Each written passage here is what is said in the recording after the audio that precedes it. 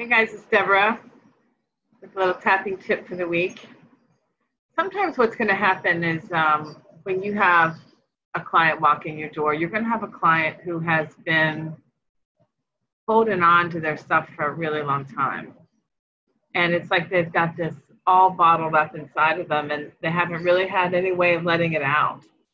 And so it's been too hard to talk about it. It's been too hard to reveal this to anyone. And so they just keep it all sort of all bottled in. And then when you start tapping, it just seems like all of the information starts coming up. And when this happens, it can go one of two ways. One is they have so much going on in their head that your voice, your presence kind of becomes annoying. And I don't know if annoying is the right word, as interfering, because they are visiting stuff at light speed inside their head. And as they're tapping, the information is just layering off and peeling off and layering off and peeling off.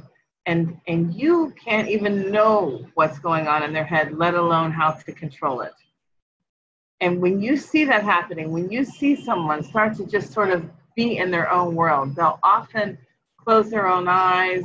They'll kind of try to avoid you in a weird way. They're all respectful, of course, most of the time, but there's this like need to go inside and hear what's going by. And when that happens, my advice to you is just shut up. Shut up and let them tap. As a practitioner, that feels like we're kind of impotent because we think we're supposed to control the session and we're supposed to get in there and dig around and find core issues. Sometimes all you got to do as a practitioner is be present. Keep them tapping, keep them from re-traumatizing if any of that looks like it might be happening, and be there for them as the observer. And just let them tap. And they'll be going through a million different issues. You may never know what they're going through or what they're covering.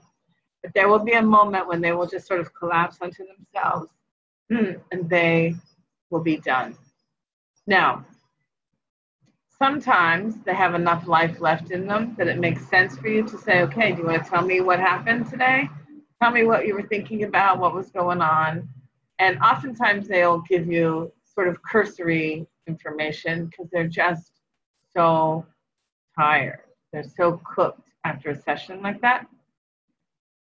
But they really don't have it in them to reveal everything that you just went through, even if they could, because they just dealt with a million issues in the last period of time.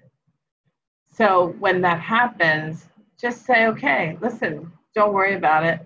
Next time, why don't we sit down and talk about that and see where we go from there? And that's how you can handle that. Now, another thing that happens is sometimes you'll be trying to help these people and they will lose their voice. They simply will not be able to talk. It does not mean you stop. It doesn't mean you stop. And it also doesn't mean that you switch techniques, because a lot of people in that situation want to switch to try and figure out what they need to say differently or how they can encourage them to talk or force them to talk. Do not.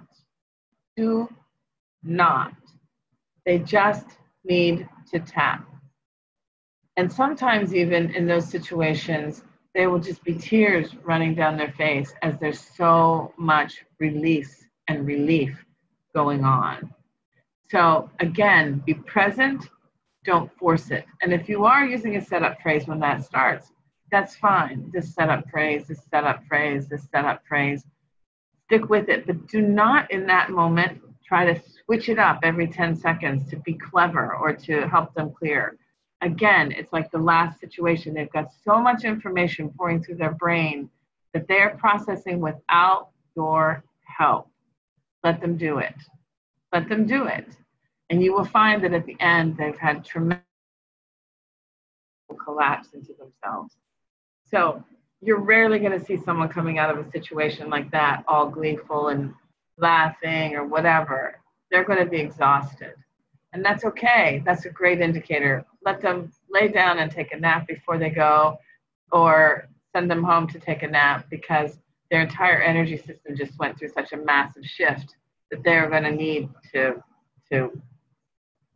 take some time for themselves. I hope this helps. All right, you're all going to run into it, I promise.